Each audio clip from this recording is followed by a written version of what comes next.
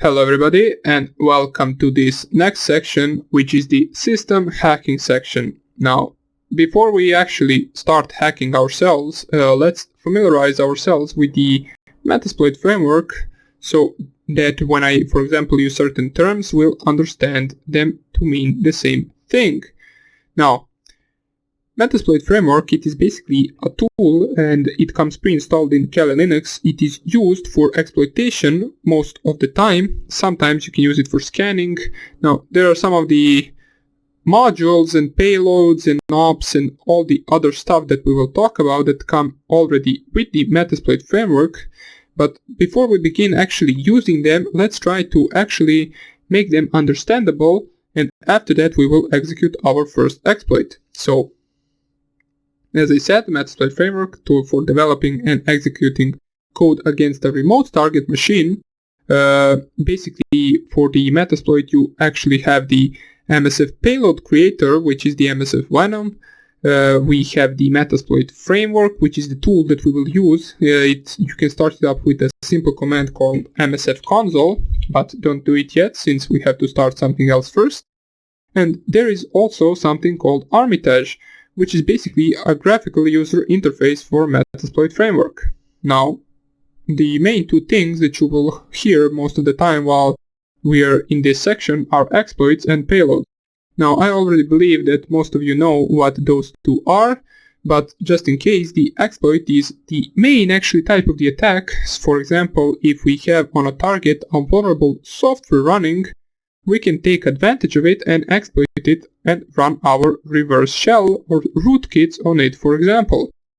Now, I will explain what reverse shells and rootkits are, but basically the exploitation process, there is something that you should know, a term, it's called a 0 day. Now, a 0 day for the exploitation is basically an exploit for a vulnerable system that hasn't been discovered previously. That's why it's called 0 days. It hasn't been fixed yet. It's still vulnerable. There are still vulnerable softwares out there. Now, those are types of the attacks that you will not encounter, most likely, since discovering 0 days only happens a few times during a year. There are different types of 0 days. Some can be more dangerous than others, but the most recent one that I have heard of was the 0 day in 2017, an exploit that basically allowed anyone to access a Windows 7 machine, and I think also a Windows 8 machine, without a user clicking on anything. So you could just connect to the same network and basically exploit the Windows 7 machine if it is running a 445 open port or SMB open port. It was discovered by some hackers, I believe, it was an NSA exploit called the Eternal Blue. I'll also show it to you in the Metasploit framework later on. But that is the basic meaning behind the 0 day attack. Now, we will not be discovering 0 days attacks because most of those attacks, if even discovered, can cost from above $100,000. So if you were to, for example, discover a 0 day, you can sell it for $100,000 and more. I believe for the iPhone, if you were to find for the iPhone a 0 day, you would get paid by Apple $1 million. But I only heard that, I'm not really sure if that's true. But we won't be really getting ourselves with that, since we will be exploiting targets with already known exploits and with our basically reverse shells that we will run on the target. So there is something called payload, which is basically the reverse shell. So that is something that after we exploit the vulnerable software, we deliver its payload. Now, we can deliver to machine. We can deliver it to machine in order for it to give us access or some information back. Now, we will cover all of them in detail in the next lectures. But for now on, let us actually start up the Metasploit framework and see its environment. Now, I would advise you, before you actually type the MSFconsole, which is the command for starting up the Metasploit framework, let's run the service PostgreSQL start. So service PostgreSQL start. This will make your Metasploit run faster since it is using the database. Now, you do not need to do this if you don't want to, but as I said, it will only make your Metasploit run faster. So now that we ran this, we can finally open our Metasploit framework. In order to do that, you just need to type here MSFconsole, click enter, and wait for this to open. Now, since this is a virtual machine, this might take a few seconds to open depending on your PC speed. And once it does, we will actually cover some of the basic commands that you will use in order to navigate into the Metasploit framework. So let us wait for this to open first of all. So here it is. The first thing you notice is this banner right here. I believe it is every time different or something like that. The next thing you see is the available things on the Metasploit framework currently at this time, which is the 3rd or 11th of March 2019. We have 1,854 available exploits. We have 1,049 auxiliary modules, post-exploitation modules 325, 546 payloads, 44 encoders, 10 knobs, 2 evasion. Now we will cover what all of these are in the next lecture, but for now on, let us actually see how we can navigate through this framework. Now, as we can see, our command line is right here, MSF5 and then this arrow, and here we type our commands. So the first logical thing that we should do is type help. Now, help will give us the available commands that we can run right now. So we can see some of the useful ones would be use command. You will use it a lot. It's basically you just type here use and then the name of the actual exploit that you want to use. So here it is, selects a module by name. But in order for you to select a module, you need to know its name. So since we are beginners, we do not know the name of any module. So we can also use the search command in order to find out the modules. Search modules names and descriptions. If you just type here search, and let's say we want to find Windows exploit, so just type here search Windows. It will give you all of the available Windows exploits on this Metasploit framework. So let me just zoom out a little bit so we have a better look at this. So these are all of the available modules available for the Windows exploits. As we can see, for example, exploit Windows isAP, W3 who query, and you can also select that and see more details about it. Now, there are lots of them. As I said, there are over 1,800 exploits in the Metasploit framework. We will cover only a little of them, since if we were to cover all of them, we would make this course 1,000 hours long. Now, let's say we want to use, for example, I don't know, let's select random, some random exploit. Let's say, this is auxiliary, let's take this one. So, example, exploit multi-browser Java Reno. You can select it. You can also see the date that it came out, so 2011, and its performance says excellent. Now, Java Applet Retro Script Engine Remote Code Execution. So, in order to pick that exploit, we will simply just to type here use and then paste the name of the exploit itself and just press here enter. And you will see that you type the correct name for the exploit once there is red letters in this bracket, so it means this exploit exists. Now this selected exploit, we can see its options with the show command. So show options will give us all of the options for this exploit and what it requires in order to run. So we can see module options, exploit multi-browser Java Reno, and then we can see server host 0.0.0. This is a required field, so you need to specify this if it is not specified. Description for that field, the local host to listen on. This must be an address on the local machine or 0.0.0.0. Now, server port is 8080, current setting. It is also a required field, the local port to listen on. And other things such as SSL certificate, and URI path are not required. As we can see, they're all under no.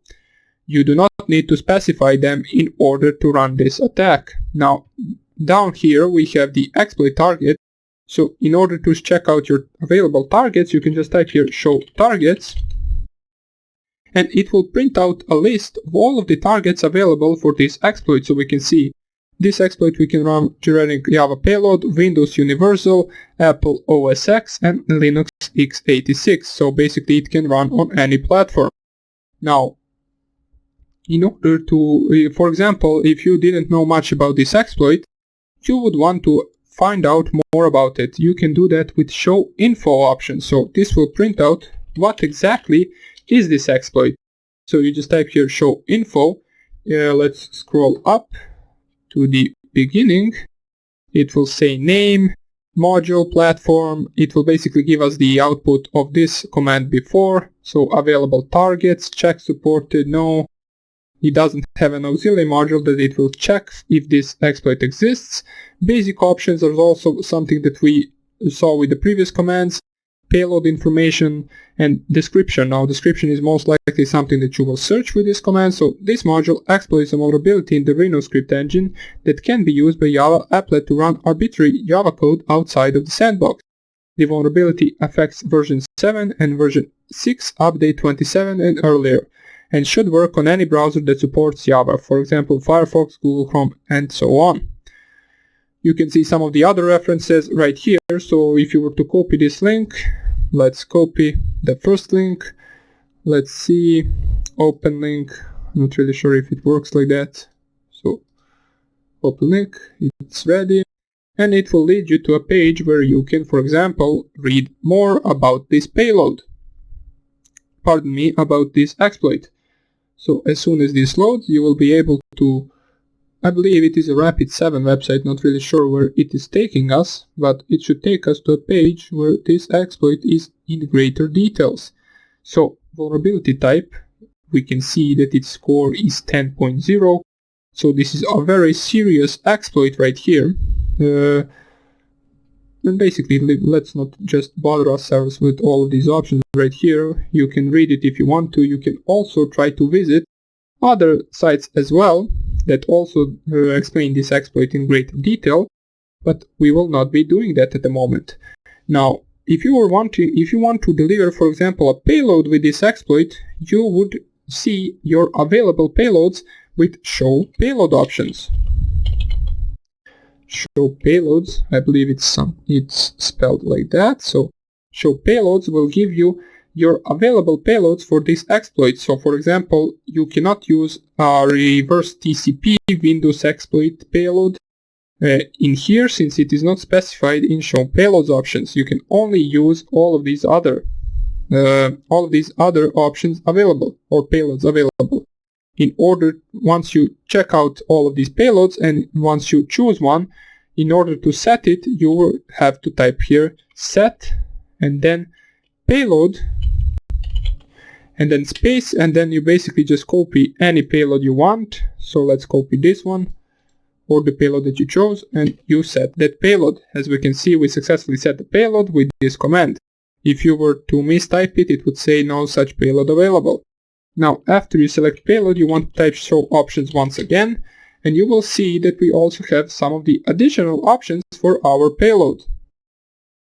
Now, most of the time you will see these two options. One of them is lhost and one of them is lport. Now, the lhost is basically, as it says right here, the listen address, so it is basically your Kali Linux machine, since you are listening for the connection back from the target machine. The lport is the listening port on which you're listening, which is most likely by default on Metasploit it is 4444.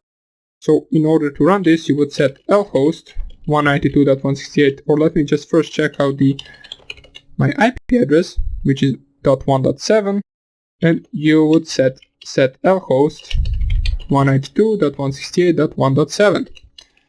Show options.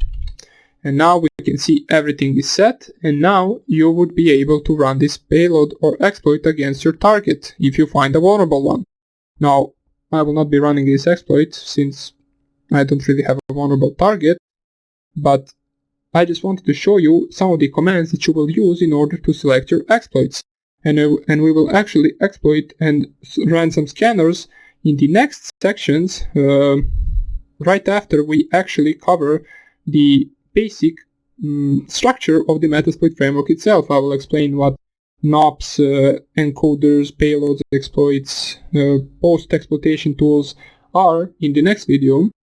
But before I finish this one, you might have noticed that I actually typed here ifconfig, or let me just type it once again since I forgot G, if it were to give me my command tool back, so ifconfig, and it actually outputted me my ifconfig command. So you notice that you can actually run the system commands from this command tool. So you can run all of the commands that you can run from a simple terminal in the Metasploit framework command line. So you can also run nmap or netstat -nr. You can also run anything from this command tool as well. So you do not need to close Metasploit while performing the attack or any other scan that you want to perform. So that would be about it for this introductory video. Now you might still be wondering about some of the things. Don't worry, we will also cover them in greater detail in future videos. Right now I just wanted to show you the simple environment of the Metasploit framework itself and some of the more important commands that you will be using. So I will explain the modules that we have in Metasploit framework in the next lecture, and I hope you're there. Bye.